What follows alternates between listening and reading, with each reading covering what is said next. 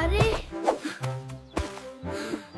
দেখেছিস আহমেদ, আমি কেমন লাফ দিলাম।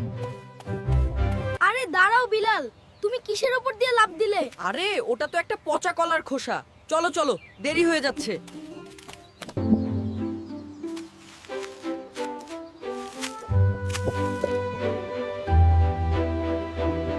ইস, তুমি ময়লা ধরলে কেন? জামা নষ্ট হবে না ভাই। এই খোসায় পা পিছলে কোনো মুরব্বি বা ছোট বাবু পড়ে গেলে তাদের হাত পা ভেঙে যেতে পারে। মাশাআল্লাহ, আহমেদ একদম ঠিক কাজ করেছে। আসসালামু আলাইকুম দাদু। এটা কি ভালো কাজ? ওয়ালাইকুম আসসালাম। হ্যাঁ দাদু ভাই, নবীজিসা বলেছেন রাস্তা থেকে কষ্টদায়ক বস্তু সরানো এক প্রকার সাদকাহ বা দান। তাহলে আমিও এখন থেকে সাদকা করব। রাস্তায় পাথর দেখলে সরিয়ে দেব। আমাদের ভিডিওটি ভালো লাগলে লাইক করুন, সাবস্ক্রাইব করুন। ধন্যবাদ।